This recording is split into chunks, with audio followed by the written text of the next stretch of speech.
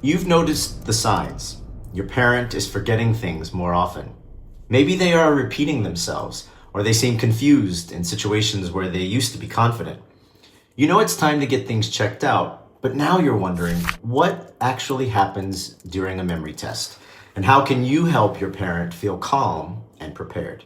In this video, I'll walk you through what to expect during a memory evaluation.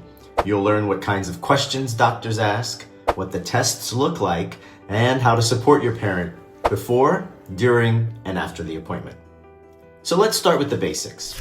Memory tests, also called cognitive assessments, are usually done in a doctor's office.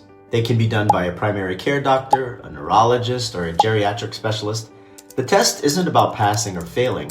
It's just a tool to get a clearer picture of how your parent's brain is working. Now, what happens during the test? Your parent might be asked questions like, what's today's date? Who is the current president? Can you remember these 3 words? Apple, penny, table? They may also be asked to do simple tasks like drawing a clock, repeating a short story, or following a set of instructions. These tasks check on someone's memory, their attention, language, and their problem-solving skills. Some tests are just 10 to 15 minutes. Others do take longer, especially if a specialist is involved. So how can you help your parent prepare?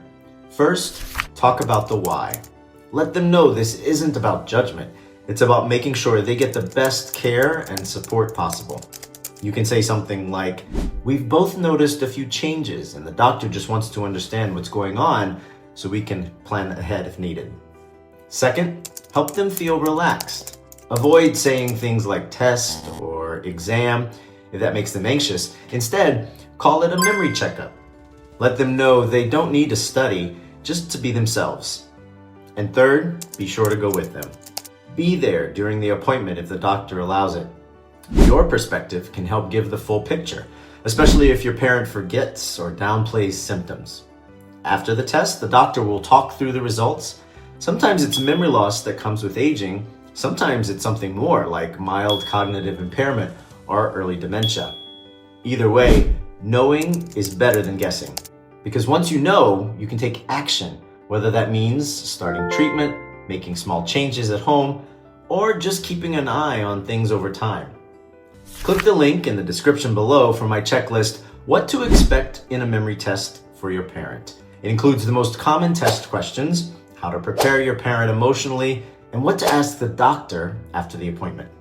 Leave a comment if you've been through a memory evaluation with a loved one, or if you have questions about what's ahead. And be sure to subscribe for more simple, supportive tips to help you navigate every step of your caregiving journey. Because knowledge isn't scary, it's empowering.